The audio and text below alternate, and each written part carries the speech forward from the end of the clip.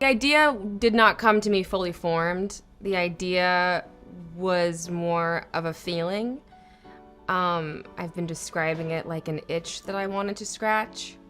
And normally, you know, if I have a feeling that I want to exercise, you know, I will either, you know, watch a certain film or listen to a certain album or find some way to satisfy the feeling. And I think I was having a feeling that I had nowhere to put. There wasn't a song, there wasn't a film, there wasn't an answer to this thing I was feeling. And so the answer was to create the thing myself. And so I started to write. And I think it was just a combination of frustration and rage and curiosity and humor. And wanting a place to put all those things. And yeah, slowly it became what is now Blink Twice. What I was really interested in is the concept of power, and you know, we're so drawn to it. It's part of human nature, you know, and it's something that we want, and it's something that also controls us and destroys us. And in order for someone to be on top, somebody has to be on the bottom, and so it's oppressive by nature. And I was just fascinated with the concept of it, you know, what people are willing to do to get it, what do people do once they have it, how do people change once they have it. And so the concept of power was the thing that brought me to the story. The world is changing, but I want to be the Slater King of crypto. Definitely, you know, in the thriller horror genre, I would think. But, you know, in my opinion, our favorite films have elements of all the genres. But I do think that, I mean, I'm a huge fan of the thriller horror genre. I've always been, and I think I like films that keep me at the edge of my seat. I like films that I have to try and figure out what's going on, and you kind of get to engage with the movies in a different way when you're trying to put together the puzzle yourself. And I also just think because it's so heightened, these movies, like you're able to get away with so much and explore so much. And if you can get the audience on board with you, you can just kind of, you know, you can go to really wild places.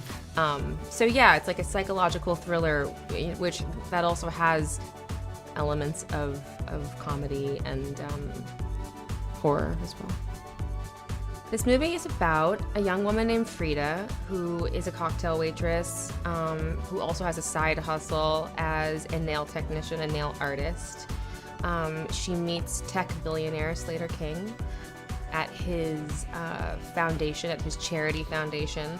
Slater is kind of on the comeback from a cancellation, so he's had a bit of a bad rep, but he's done some self-reflective work, he's gone into therapy, and now he's back, and you know, he's doing philanthropy and things like that. And he's since bought an island so that he can kind of reconnect with nature and his friends and have a place to go where he's able to be private, because obviously he's a very public person. And Frida and him meet at the gala, have a connection, and her friend Jess get invited to the island with Slater and all his friends. And they're having a great time, so it seems. And then people start to slowly realize that there's something wrong with this place. There's something strange going on, and they have to figure out what it is.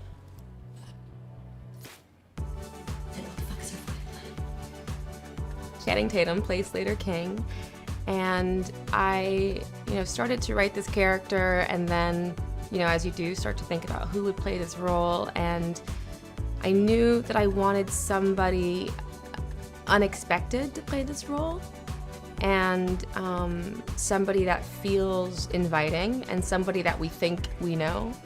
And, you know, Chan is an incredibly charismatic and charming person, and I just thought how interesting it would be to watch him play something so different, someone so different. You know, because he is so charming and charismatic, I think he often gets asked to play roles that are very similar to each other. So that was something I was really excited to see him do. And I also just knew inherently that he was an actor that wouldn't be afraid of this role, and would want to contribute to the story as a whole. And, you know, we developed the script together, and he produced the film as well. So we were able to really, you know, take our time developing the story as a whole, and also the character of Slater King, which he did a phenomenal job playing the role. Naomi Ackie plays Frida, and wow, what a dream. She is just a phenomenal actor. She is so smart and so quick and so prepared, and it comes so naturally to her. It just like breezes out of her.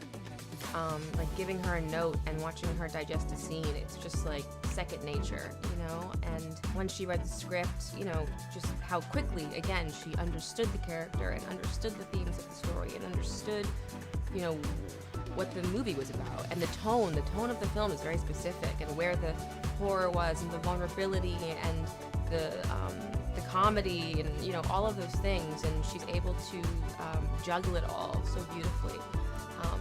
And is also just a wonderful human being, you know, comes to work every day prepared and happy to be there. There's a lot going on there with Frida. I think, you know, she definitely has her nose pressed against the glass, you know, of this kind of dream world where everything is easy and done for you, you know. She is somebody who pours champagne for other people, and I think it only makes sense that she fantasizes about somebody pouring champagne for her, which again is like this, it's the thing I'm so interested in terms of the power. It's like, you know, you don't like pouring champagne, and yet you want someone to pour champagne for you, and like, where does that end and what does that mean? So I think she's drawn to that, which is absolutely okay. I mean, she's somebody who's literally told by her boss, you know, be invisible, you know, and who wants to be invisible? Nobody, you know? And so she wants to be seen. She wants to be seen because she should be seen. And unfortunately, you know, that desire does get her into a dangerous and complicated situation. And I think it's a combination of that and then also being seen by somebody that has power. And what does that mean, you know? And how does that feel for someone that never had that?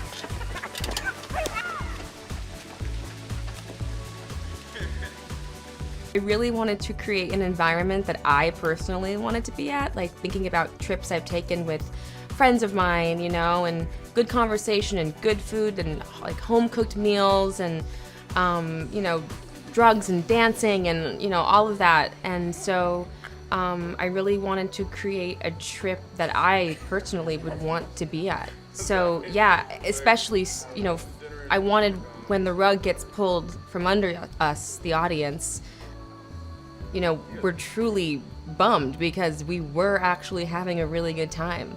And it's fun to watch. You feel like you're there. You feel like you know everybody. The cast truly loves each other so much, and I think you really feel that too. So it's like, it's a group of friends that you, you know, you want it to stay that way. And unfortunately, it does not. Gina Davis, legend, plays Stacy, who is Slater King's assistant. And she is, you know, someone that's worked with Slater, I think, for a long time, kind of takes on the role of a mother for him.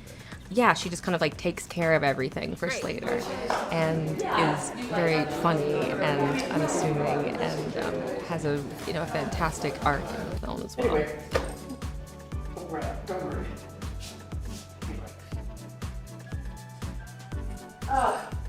You're on vacation. Look, found it. Alia Shawkat plays Jess, who is Frida's best friend and roommate, and they also work together as cocktail waitresses. And, you know, she's kind of the audience in a way. She's the one who's, you know, there and from the beginning is kind of asking all the questions that no one else is asking. You know, Frida's kind of too enamored with the world to ask these questions, and Jess is the one that's kind of, you know, sleeping with one eye open. Yeah, this is great. Next time we should try hitchhiking in the 70s.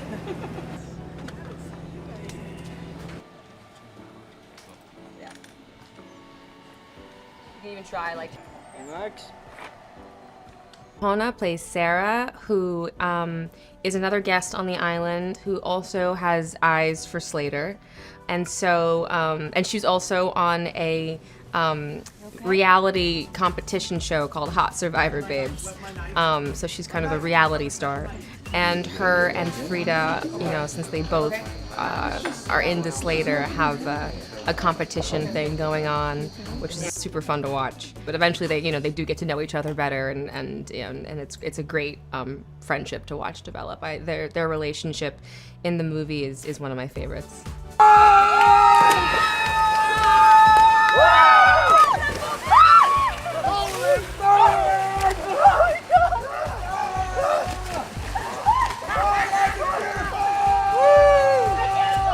And the man, you were in the Marines, right? Why don't you be a hero twice and get me some ice? It was great. I mean, we had a wonderful time. We all lived where we shot the film. So it was like this insane fever dream summer camp situation, and thank God we all really loved each other because we were together a lot. But it was so nice because, you know, we were isolated, we were in the middle of nowhere, but we just, you know, it really created this kind of bonding experience. We would eat meals together every day, we'd hang out on the weekends, people would, you know, come watch scenes when they weren't given, you know, in the scene that day, and you know, we had a really wonderful time, and I think it really did like bond the cast in this way that really comes through in the performances. You know, everyone felt so close to each other and so safe with each other, and so playful with each other, and I think it really did elevate the film as a whole. We had a really good time. Directing is wild. You really can't prepare yourself for it. I think, as somebody who's been on many, many movie sets, I had zero idea what it actually took to make a film, which, you know, I guess part of that is what you want, you know, for your actors. You want them to be able to focus on what they're there to do, and, you know, you want to do everything else. And that's the way it's designed. But I'm so thankful now to just really have this real understanding of what it takes to make a movie. You know, so much prep, so much during, so much post. It's like, you know, it's like giving birth. You really have to love it. And I do. I loved the story. I love directing. I love problem solving. You know, trying to stay creative while in a crisis, I think, is like the director's job. And it's a great challenge. I think, you know, when it seems like when you lose a location, or you lose an actor, or you're losing light, or you know, it's always the race against time, and finding creative ways to deal with it, and not giving up and just doing whatever. It actually, I think, almost always leads you to something better than you originally intended.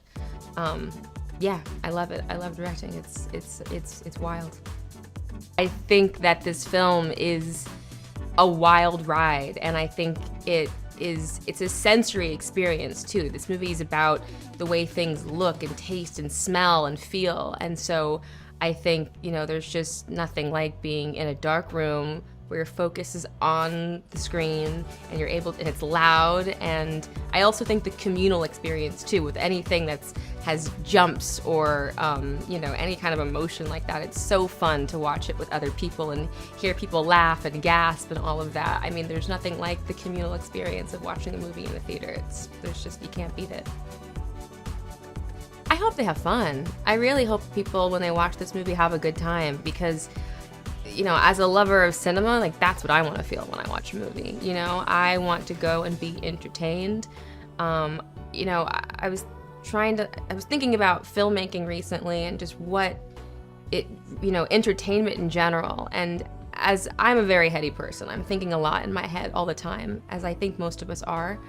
And for something to truly capture your attention so that you're able to take a vacation from your own mind, I think is a major gift. So I just hope that people are able to take a break from their own brain and go on this journey and have a good time, and then have great conversations with their friends after.